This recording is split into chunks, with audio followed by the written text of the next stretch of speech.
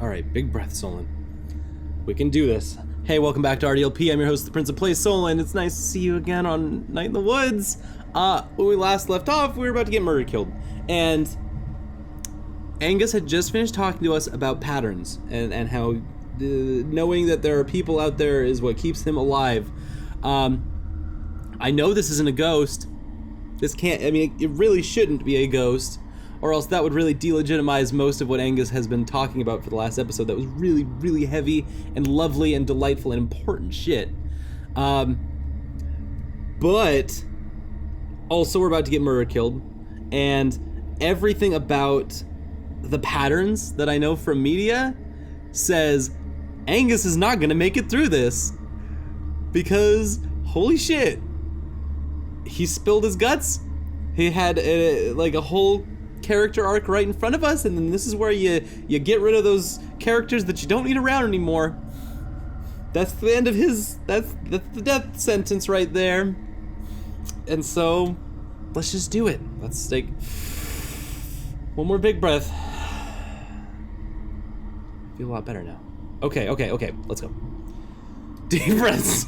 God, thanks, Angus. Same. In, out. All right. Rah!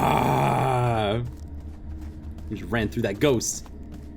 Ran right through it. Please don't pop up on the other side. Just chase us like a normal person chases people. Nothing weird. Oh God, it's weird. Oh God, it's weird and fast. Nice. Good shit. We made it to the car?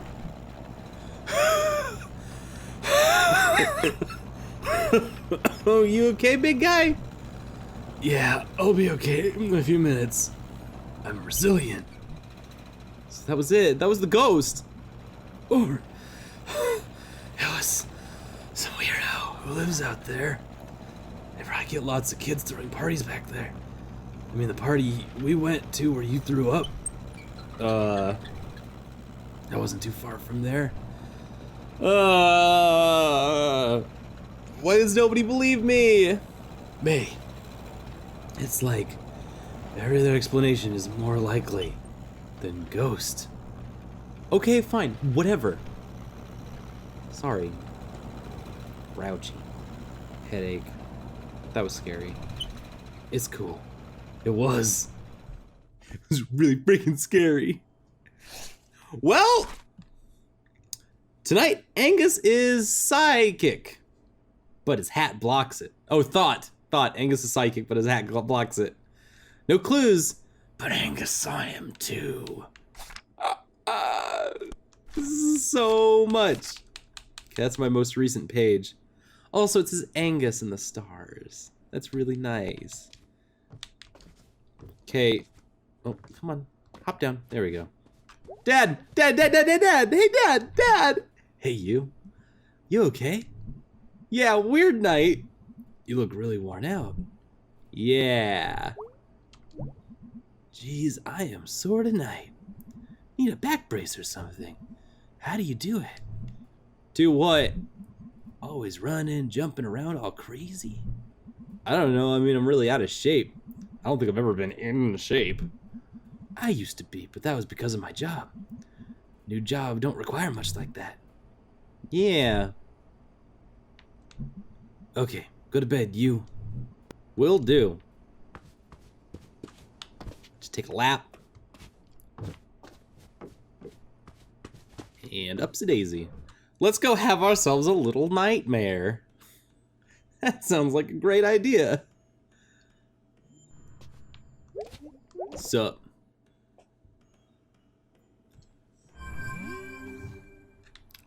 Don't, Wolf. Hey, Gregory. Hey. Yo.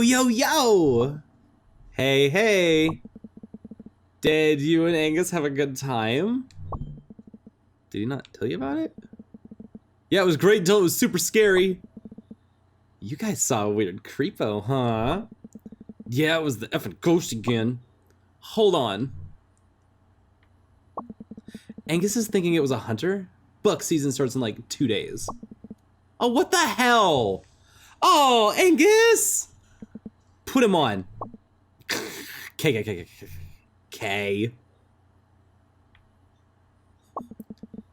Hey, mate, this is Angus. Dude, you saw him with your own eyes! I mean, we saw a guy who's been weird, but there are folks that live up in that park, and there are hunting camps and stuff, so it was most likely a guy out hunting buck early. Dude, I felt it. I know, I don't know what to say about that. I think all 3 of us were spooked. Okay, fine. Thanks for going and being brave and stuff. Anytime. I had fun. You can put Greg back on. I mean, Greg typed some stuff in Angus's computer. Hey, dude.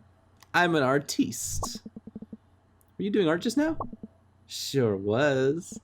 All right, off to bed. Night, dude. Hey, May, this is Greg. You and Angus are talking on my computer? Oh, hey, I'm Angus. I'm so smart and have a great ass. Blah, blah, blah. You two are talking a lot. Hold on, I'm drawing him a dirty message in the paint program. It's a dick with his hat on it and a smiley face. I don't know what it even means. Looks like you two are wrapping up. Peace out, yo. Hey, May, it's Angus. You and Greg are talking. I can attest that this picture is kind of baffling. Good night. B, are you awake? Ghosts and shit are real, right? I very much am. Doing bills and eating grilled cheese. It's a Bill Cheese night. What's up? Went to the park with Angus. How'd it go? It was fun until it got really scary. How so? We totally saw the ghost in the woods. Really? Angus saw this? He did. Wow, okay, hold on, I'm texting Angus. Why? Don't text him. Angus is an annoyingly strident atheist. He doesn't believe in ghosts. Why can't you just take my word for it? Hold on. He said it was probably a hunter. Ah! Okay, whatever. There's very much like the Charlie Browniest kind of scream. Ah! Why do they do this to me? Sorry, for what it's worth, I don't not believe you. Thanks. You have a good time otherwise? Yeah, I learned a lot about Angus. He's had kind of a rough life. Oh yeah, he definitely has. Wait, how do you know about this? Because Angus and I have been friends since like 8th grade. Oh yeah, I forgot. You're not like the glue holding all of us together. Angus kind of is. Yeah, baby! Oh, May. B just kills us. B kills us every time. Every moment. By the way, May, you're kind of like a peripheral character in this whole story. It's really Angus who's the one who's been here this whole time for all of us. He's the common denominator. Me and Greg don't hang out. Huh. Angus is good. Angus is real good. He is. Okay, I'm going to sleep. To while. Aw, that's lovely. Wow. I love how stone cold that was. Just straight up. By the way, it's Angus. Angus holds us all together. May, who the crap do you think you are?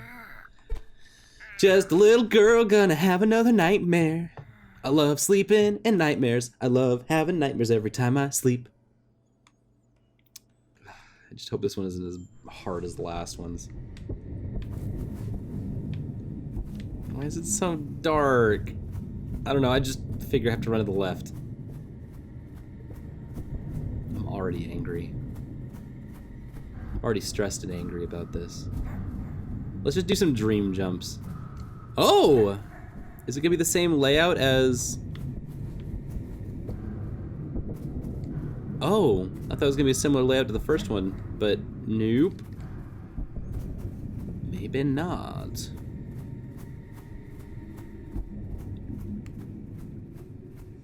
So anyway, how y'all doing? I hope y'all doing good. Just having us another nightmare.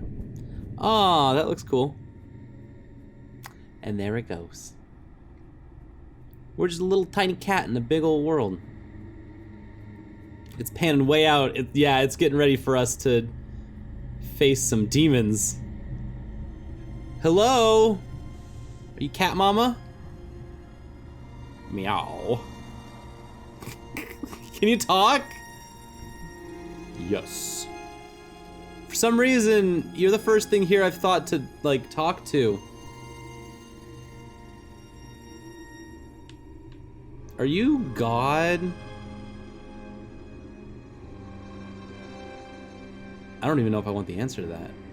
I don't know. We haven't really gotten to talk about this, but May is, she doesn't claim to be super religious, but compared to literally every other character in this game, she has a lot of faith in a lot of things. Even faith that her friends and town hadn't changed at all during the time that she was gone. She has lots of different kinds of characterizations that kind of align with having, it's not really specific to like what kind of church, but this very idea of like it seems like a very Christian style of church, which whatever denomination could mean different things, but it seems like very much like a Lutheran or a Catholic or something that has a lot of ritual to it that she actually kind of respects. She likes some of the ritual parts of it because it's safe for her. And she liked a lot of the studies that were involved in it. But she's, this question right here, are you God? She is looking for God. She is looking for some kind of sign that there is something bigger than her, something greater than her that she can like rely on emotionally. And I really hope she finds it. I hope she finds something that helps calm her down, because otherwise, where she's at, her character, where May is at right now in her head, is that if there's nothing greater than her out there, if there's no purpose to her life bigger than what she has right now, then she has nothing. And I don't know if she can totally accept that. And so that's why she's been hanging out with her friends so much and her family so much and trying to be in the town so much, is because she's looking for anything that can give her a sign of a place in the world. That's why she went all the way back home, even though it's so embarrassing and not a great sign, even though it's accepting defeat and failure like we've talked about in previous episodes. So now she's in her own psyche, she's in her dream, and she's asking, are you God? Because she wants these dreams to tell her that God is real. She wants God to speak to her. She absolutely does. No. Oh. Oh. So, seconds ago, little creatures are coming, and they are asking if I am God, and I am asking what God is, and they are telling me, and I am not this God, and this God is nowhere. Well, you can't see God. That's where the faith comes in, I guess. Little creatures are explaining faith, and moments ago is the beginning, and I am here then and here now, and there is nowhere for God to be hiding. Well, they got a point. I guess if they claim a creature immeasurable to time and space, and they say, nah, there's no God here, I don't know who you're talking about, sorry, new universe, who this? So, what am I doing here? There's the second big question that all religions are supposed to answer. That's why we have organized religion. No, sorry, let's take one half step back. That's why we have faith and religion. Organized religion is a whole nother beast. Everybody subscribes to a religion. Some ideal or sense of ideas on the big questions. Why are we here? Is there a God or a creator of something? And there's two more. I'm not sure if we'll get to them, but there's two more I'm trying to remember off the top of my head. But all organized religions explore these ideas, even if they're kind of crap holes, like the Foursquare Church. But sorry, that one's mine. That's my personal one. Ugh. Those are capitalists is what those are. Those are not churchgoers. Let's talk about this monstrous existence.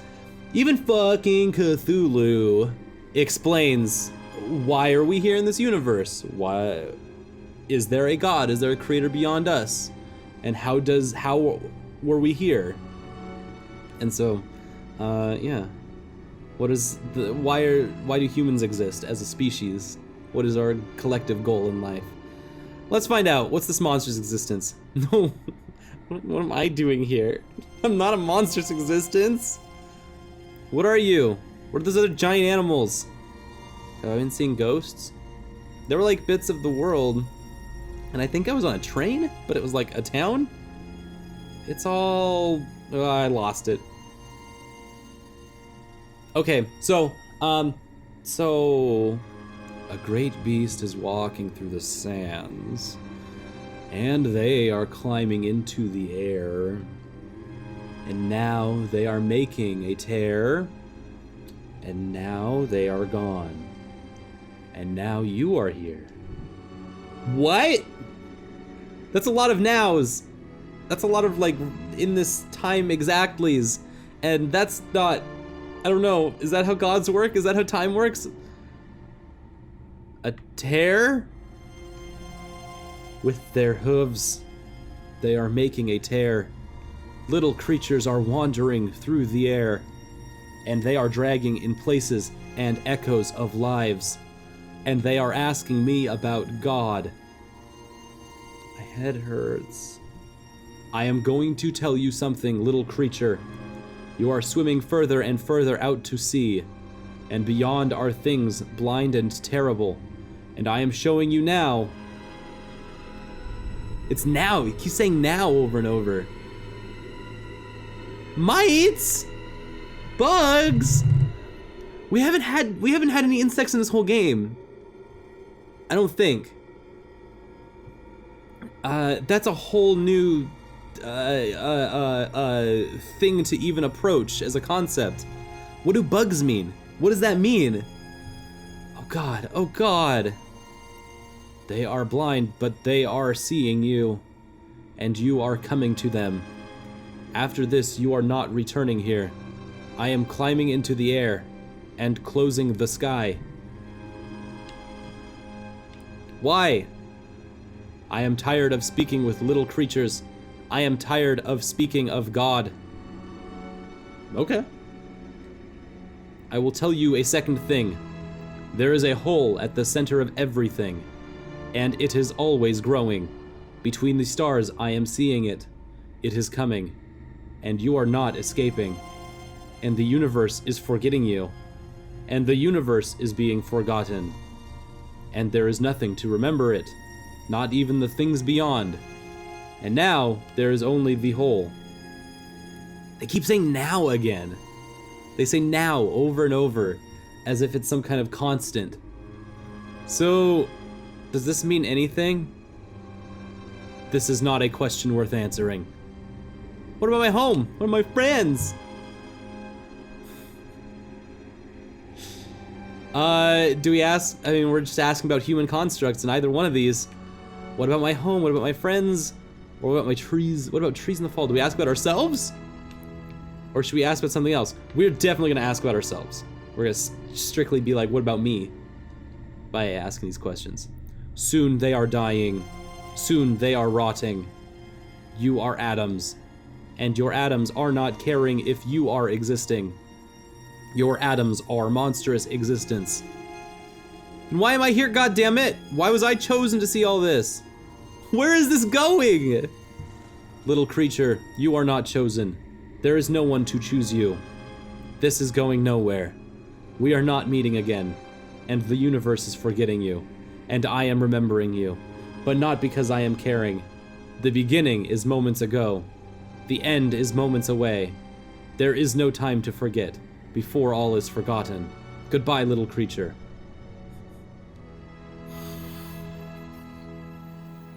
There's a lot of questions that you could be asking right now about, like, hey, what does any of that mean? What was all of that? My thought personally is to what I can control, and that's May. And the things that I can what I understand most first off of all of that is that May especially is thinking about, what does this mean to me? What does this have anything to do with me? Why was I chosen to receive this message? Like we said at the beginning of this episode, she's very religious. She's very, very religious and very sleepy. Wakey, wakey. But also secondly, you can call it religious intervention, some kind of divinity of some sort is speaking to us, or some supernatural shit just happened. Whatever way you want to view it or angle it, those are the patterns that we make as humans to try to identify these big questions. Who are we? Why are we here? Is there a God? And that's your religion. We all have religion just like we all have politics. It's kind of one and the same thing because they're human constructs that are kind of special to us. And it's really important that we all have those things. So anyway, it's morning. And now, as is human culture, we have to live with all of these horrible, fascinating dreams that we have every night. And if we want to make patterns out of them, we can. We can draw a little arrow. We can draw lines in the sky and connect dots of stars. And we can do both of these things. Or we can just forget about it and move on with our lives. Or some kind of combination of the two. It's okay. You can do it. We can do whatever we want in this situation. The thing is, and we said this like I think 2 episodes ago, but however you take it, all things are real and all things are fake to whatever extent you believe they're fake or real. And like that's what we were talking about with ghosts last time and this dream.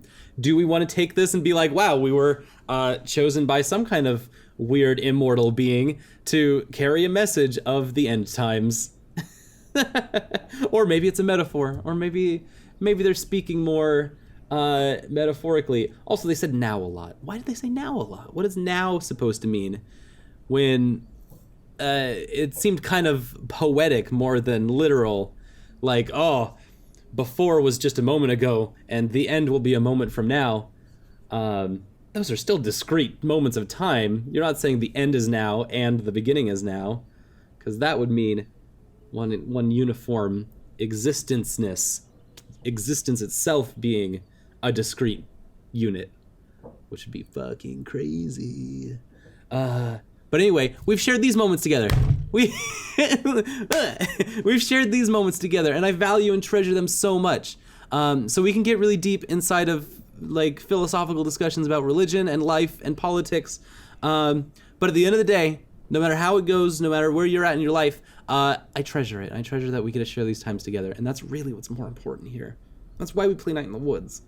And I hope May finds that too when she goes on her soon-to-come zealotry spree of declaring the end times, that she notices, hey, by the way, also, let's value our friendships. Let's value our relations, and because they are, in many ways, more powerful than the answers to the questions of who is God, why are we here? Because it's about us. It's about our relationships together. It's about the forces in the universe that create love. And I don't think that end times, Armageddons, or Oblivions can actually do anything to affect the forces of love. Maybe that's a little crazy, but like rocks form into streams, into rivers, and stars explode and reform on a whim. Those are kind of some weird attractive forces that are not necessarily gravitational. Physics can't describe every little bit that relates between atoms in the universe. Something's got to describe that, and I don't have a better one than love. And I think that's more fun. So anyway, that's literally my religion right there, and I'm glad to share it with you, and I love having you guys here. I think this has been a blast, and I will see you next time for more RDLP and more Night in the Woods and more doing weird shit. We're gonna go hang out with Greg next. So I hope that maybe that'll be a little more grounding for me and a little more grounding for us to share. And I'll see you then.